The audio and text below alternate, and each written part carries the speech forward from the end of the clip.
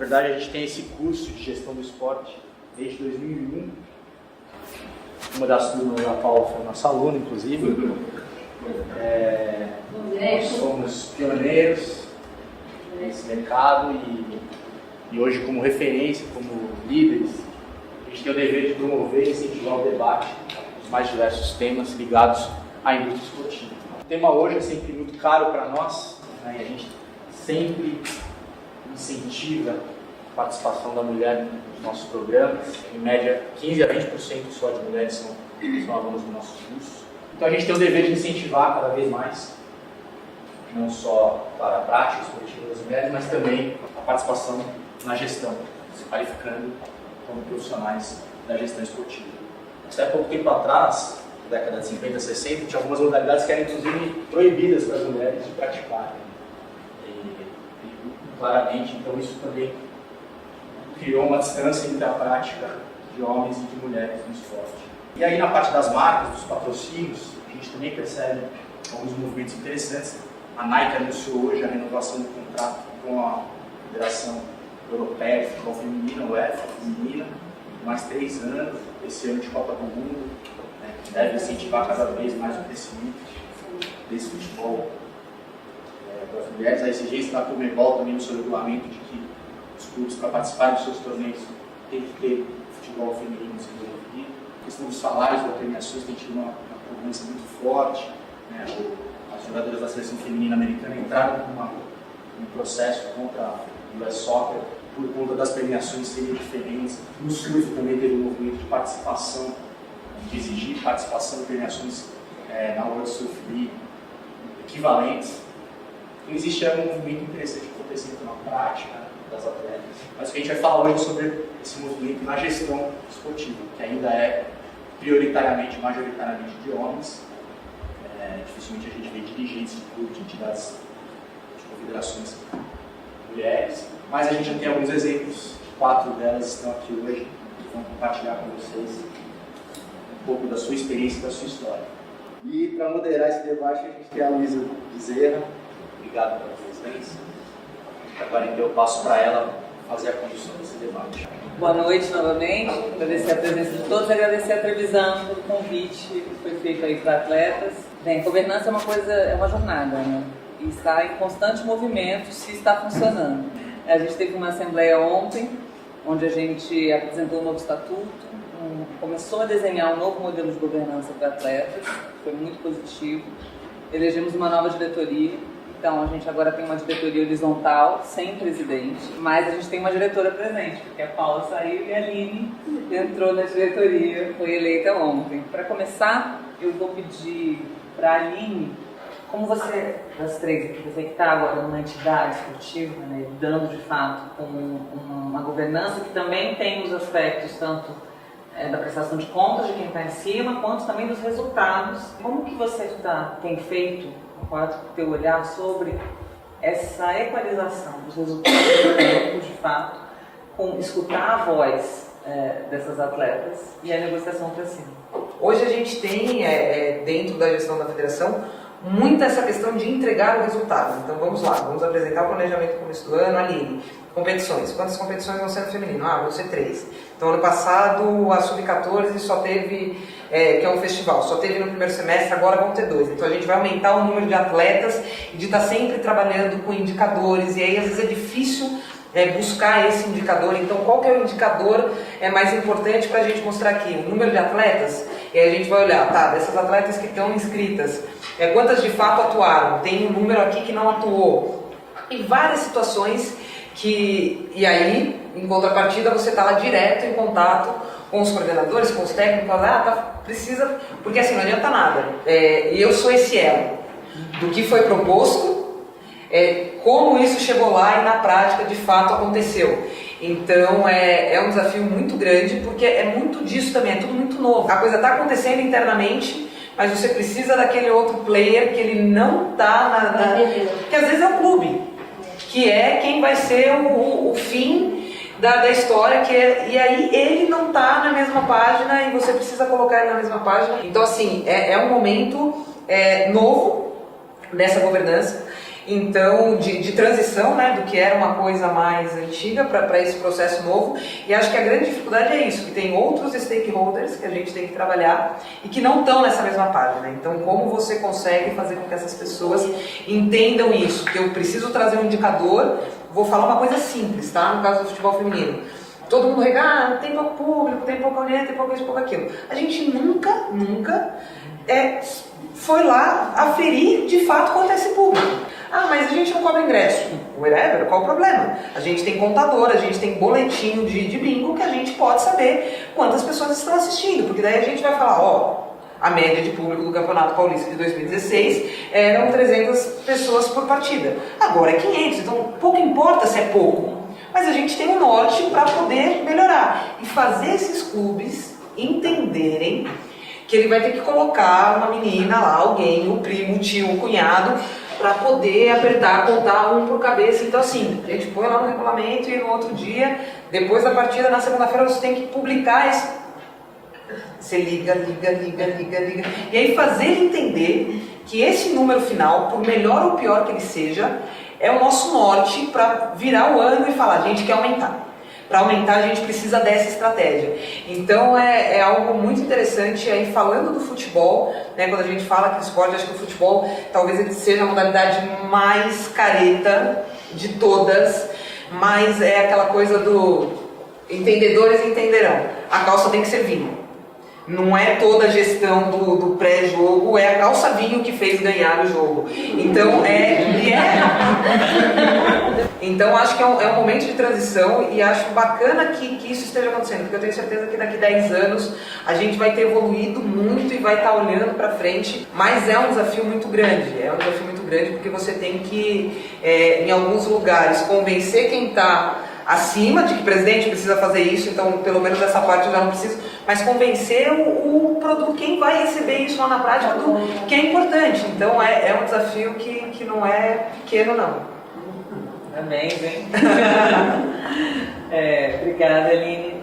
Paula, você tendo experimentado várias posições ao longo da tua carreira, né, você tem a carreira mais longa aqui, mais madura também, como que você vê hoje que a gente pode, como que a governança das entidades e das instituições Façam Como Passe, como que ela pode proteger essas meninas? Porque hoje em dia também a gente tem um grande número de denúncias de casos graves, você saiu de casa com 13, 14 anos, né? Num momento. Hoje em dia a gente tem tido muitos casos graves. Eu poderia ter feito essa pergunta também para a Aline, mas eu queria ouvir de você. Como que a governança pode, a organização dessas entidades e das instituições pode proteger mais as meninas? Hoje as coisas estão mais afloradas, não sei se talvez porque hoje a gente tem um acesso maior, né, a divulgar e a gente saber do que acontece, mas eu acho que é importante ter esse olhar feminino, né, principalmente para as meninas, e no mundo inteiro, pelo menos superior do basquete, isso já existe, né, da mulher ser a técnica, da diretora ser mulher, e eu acho importante essa mescla de ter, já falei aqui, né, o homem e a mulher, mas estar mais ligado e essa orientação, né, eu sempre achei muito falho no esporte, isso vem desde a minha época, que a gente às vezes ficava concentrada meses, ninguém vinha falar de nada pra gente, né, ninguém vinha falar de economia, ninguém vinha falar de higiene, de asseio pessoal, de como se cuidar, de como, né, não engravidar precocemente, a orientação, né? A gente estava até falando aqui fora a questão de bullying, né? Às vezes a gente se preocupa com quem está sofrendo bullying, mas não com quem faz o bullying. Então, eu acho que falta um pouco esse todo, né? Não é simplesmente chegar lá, vai treinar, vai jogar, tem que ganhar, não.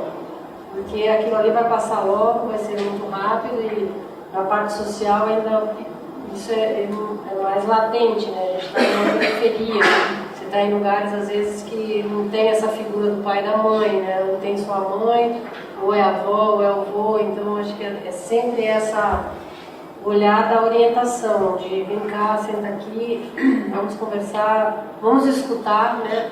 Normalmente quando a gente planeja, faz algum planejamento, a gente sempre é daqui para lá, precisa ter isso, mas a gente nunca perguntou que o outro lado pensa, né? E essa conversa às vezes é difícil, porque o outro também ele não tem essa liberdade às vezes de falar o que que deveria falar e a gente tem que estar preparado para isso. Nós somos incompletos.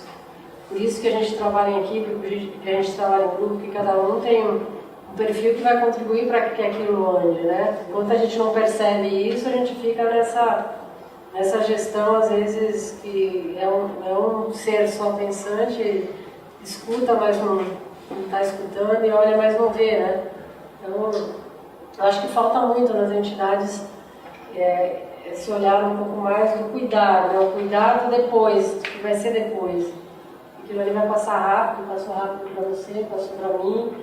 Já estou há 20 anos fora das quadras e o que eu aprendi foi pela minha curiosidade, talvez por ter uma família um pouco mais, talvez, que me deu essa condição e orientou melhor, mas essa falta de orientação é muito grande, muito forte. Como você vai ser depois disso tudo, né? A gente vê muitos ex-atletas, atletas que hoje não conseguem sobreviver, né? Porque faltou esse olhar do cuidado. Então, eu vejo que as entidades podem, as organizações podem mudar, fechando um pouco mais isso, né? Enxergando o outro num contexto mais amplo, né? O ser humano como um todo, não só que precisa ir lá e ganhar e jogar bem e tá preparado. Obrigada. Dani, Eu queria saber qual é o maior desafio de você fazer governança entre governanças das empresas, que é o que o Pacto faz, né? Gente, por favor, Tô só perguntando coisa fácil. Não, é complexo. Eu acho que eu sou intuitiva no que eu faço, em geral, em pensar as estratégias, mas eu gosto muito de gestão, né? A teoria empresarial sempre foi muito... O objetivo da empresa é maximizar o lucro, ponto, né? Depois começou fazendo doações para a caridade, né? Aí começa a haver uma linha de responsabilidade social. Então, além de doar, eu acho que eu tenho que seguir as leis, né? Começa todo mundo a questionar, pô, não adianta nada você doar, não paga seu empregado, sonega. Depois olhar o impacto, o meio ambiente, né? Agora fala-se muito em propósito, né? Das empresas. E tudo que foi feito das empresas, que seja para maximizar o lucro, você tem inúmeras formas, eu acho que é isso. Quando a gente abaixa para a gestão das pessoas, né, no dia a dia, não é a gestão em si que a gente está falando, porque existem várias formas, né? São 30 empresas no Brasil. Para a gente fechar, as empresas que patrocinam o projeto, né? A gente é a Secretaria Executiva hoje. Então, cada empresa lá para pôr o dinheiro passa por uma... Tanto que a gente mesmo, olhando o pacto, tem que reavaliar sempre a governança, porque as decisões, como são tomadas. Então, a gente tem um grupo de CEOs, quando precisa de algo muito urgente, existe uma plenária, se não responde até tal dia, vamos que vamos. É complexo, né? O interessante é que a gente assiste a governança e a gestão das outras, né? Eu aprendo muito, né? Vejo outra. Então é um desafio. Eu acho que de todos os desafios, a secretaria, por exemplo, tinha 1000 pessoas para administrar, né? Existiam outros desafios. O pacto, por ser todas as estruturas tão grandes, ele dá muito trabalho nesse sentido, né? E tem mais uma coisa que no poder público não tem. As pessoas das empresas mudam. Saiu a pessoa que representava, você tem que convencer a outra pessoa. Saiu o CEO, ele fala, o que é pacto? Eu saí disso aí? Não, sério, estamos indo aí. Acho que você foi muito no sério com a história do propósito, porque é isso. É uma coisa que tanto com o CEO, que às vezes é de cima para baixo, mas muitas vezes é de baixo para cima, né? Uma contaminação, assim, a pessoa que está ali no dia a dia é que fica brigando pelo pacto dentro da empresa. Por isso que gestão é um modo para a gente alcançar alguns resultados, mas o que move as pessoas tem que ser um resultado, né? Que seja o propósito, né? Isso é o que vale a pena, né? Gestão E eu acho que a gente aqui nessas 3 falas falou um pouquinho de resultados, né? Como que é importante a gente ter um resultado, sensibilizar as partes, especialmente quem está em cima, para você conseguir movimentar essa governança. A Paula traz uma fala muito bonita sobre a questão da escuta, de você ter uma escuta um pouco mais horizontal, você conseguir realmente escutar quem está sendo afetado por todo esse esquema de governança, independente da complexidade, da simplicidade dele.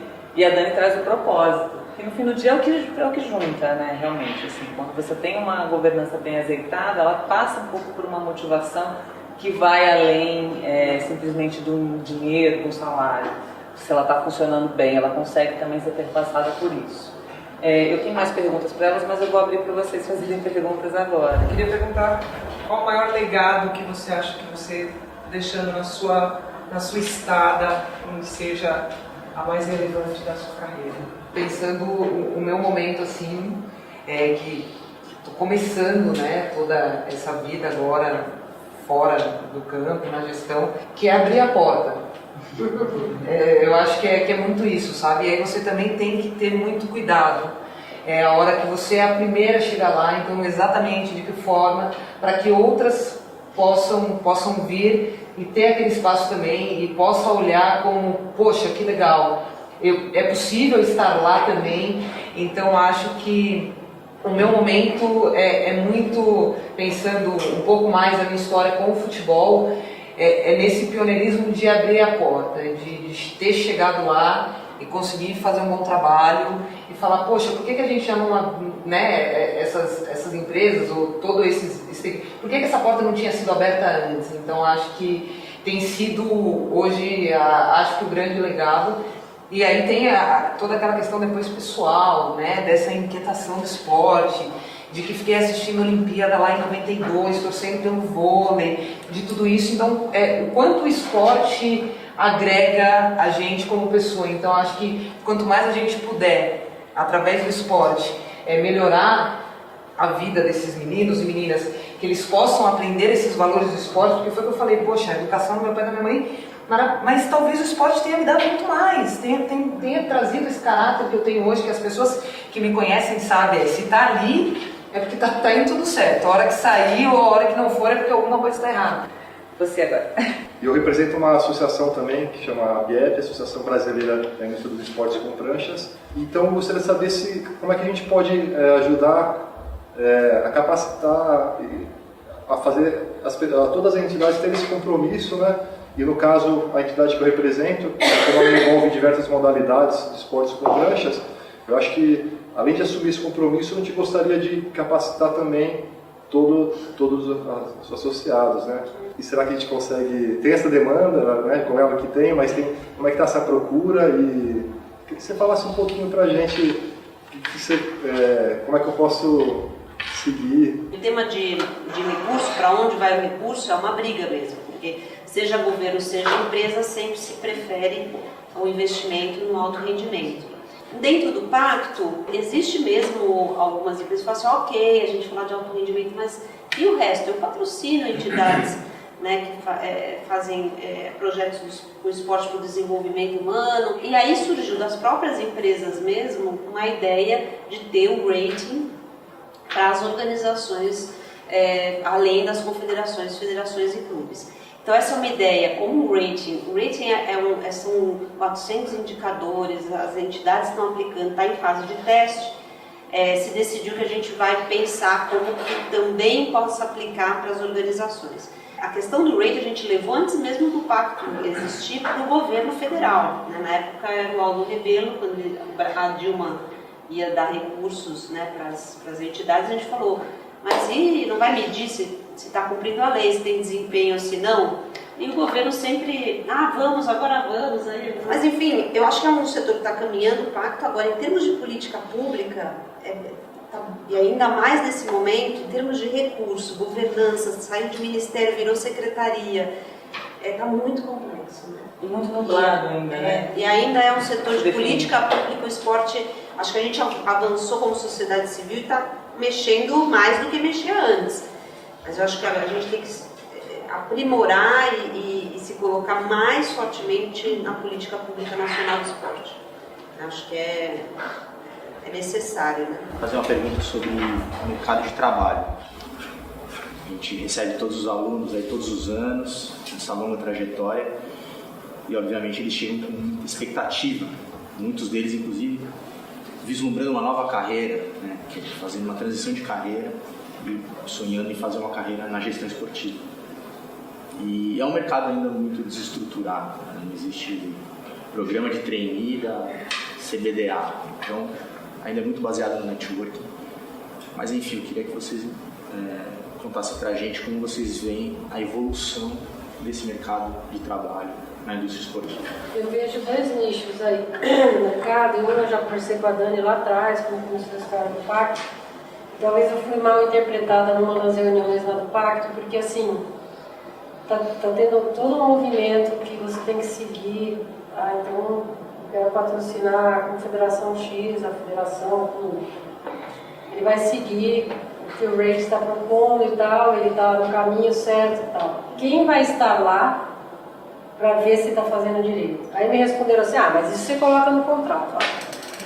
Quantos contratos que não fizeram com confederações, com o Comitê Olímpico Brasileiro, o cara foi preso.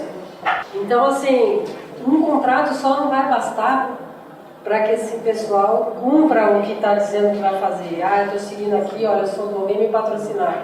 Se não tiver gente lá dentro, capaz, né, que esteja cuidando dessa gestão da forma que tem que ser, e finge que está fazendo, diz que esse dinheiro foi no hotel, vai no hotel, pagou as putas para ficar com...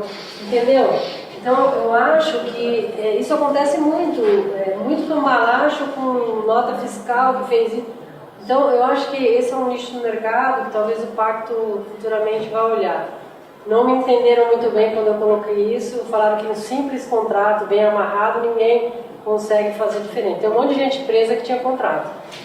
Então, eu acho que esse é um nicho, que talvez seja um mercado que vai precisar de gente ali dentro para executar e fazer essa gestão do jeito que tem que ser, a governança. E a outra, quando nós estávamos com esse projeto da Petrobras, um espanhol nos procurou, e a Espanha, na verdade, mudou muito os seus esportes olímpicos, e o Comitê Olímpico deles exigiu que as confederações fossem capacitadas para fazer uma boa gestão. Então, colocou uma empresa lá dentro da confederação ensinando como é que tem que fazer. Então, aí da confederação tal. E esse cara veio no instituto uma vez, né, E ele queria fazer isso com as confederações que a gente estava trabalhando com as 5 modalidades. A resistência era enorme, né? E a gente, antes de falar com as confederações, fomos falar com a Petrobras, que eles pensavam sobre isso e tal. Mas isso é algo que essas consultorias vão ser necessárias, né? Porque o cara, às vezes, ele está lá, ele não faz por mal também, mas é que ele não sabe como fazer. E aí fica sempre aquela panelinha. Eu acho que são 2 nichos no mercado que tendem a crescer, né? E é tudo muito, no esporte, principalmente no nosso país, é tudo muito lento. A gente ainda tem essa cultura muito feudal, mas eu acho que tá morrendo muita gente aí que era desse tempo. Daqui a pouco vai começar a liberar. Vai começar a chegar uma geração melhorzinha. Então é isso. Agradecer a todos vocês aí. Acho que a gente pode fazer umas 3 edições dessa que não vai esgotar a história. E boa noite. Obrigado.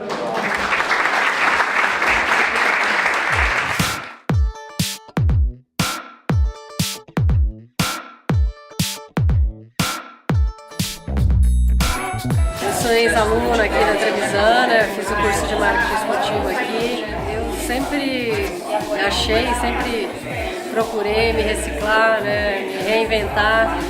E essa oportunidade que às vezes a gente tem de estar mais atualizado com o mundo do mercado esportivo é sempre importante. Tem um papel fundamental na nossa vida. A gente sabe que é no dia a dia, é na prática que a gente vai aprendendo as coisas, mas a gente tem que buscar também o tempo todo estar se reciclando e estar acompanhando o que o mercado quer, né, o que o mercado oferece e o que o mercado quer nos dizer.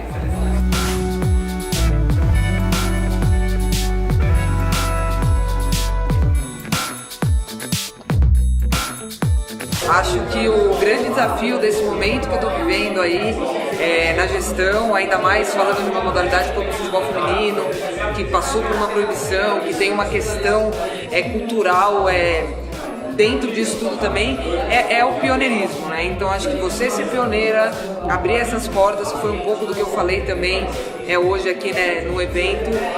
Acho que é um grande desafio, porque é um primeiro momento que você está chegando numa entidade como a federação, você começa a se relacionar com as outras entidades de futebol, com a CBF, com a Conmebol, com a FIFA. Então acho que ser pioneira nisso traz uma grande responsabilidade de fazer um bom trabalho e deixar as portas abertas, mas acho que é um desafio que me motiva muito, porque minha vida toda foi através do futebol feminino e eu tenho, de forma até pessoal, de que essas meninas que estão chegando agora na modalidade possam ter um cenário muito melhor do que aquele que eu vivi.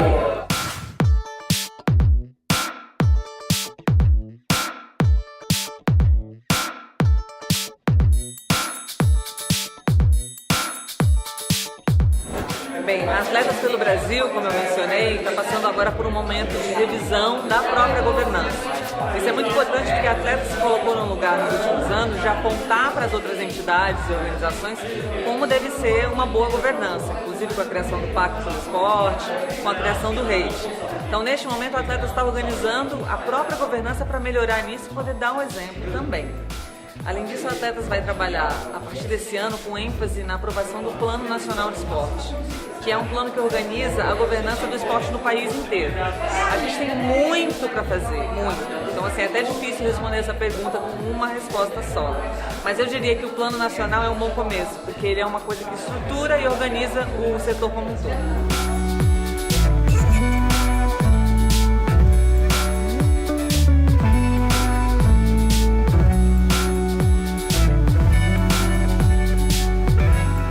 Eu acho que está mudando. Um país, né, ele reflete também a sua sociedade. Então, uma sociedade que não participa, que não se organiza, é só olhar para o setor do esporte. Quando se organiza, trabalha por mudanças coletivas, elas acontecem. Então, eu acho que o Brasil, em termos políticos, né, os gestores públicos, a gente está mudando isso. A sociedade está mais preocupada com as regras do jogo, com a política. Eu sou otimista, né? No esporte a gente era um setor que não se organizava e organizando a gente obteve mudanças. Eu acho que isso é um caminho do Brasil, eu acredito nisso. E é por isso que eu gosto de fazer o que eu faço, né? Mas eu sou uma otimista, eu acho que está mudando sim.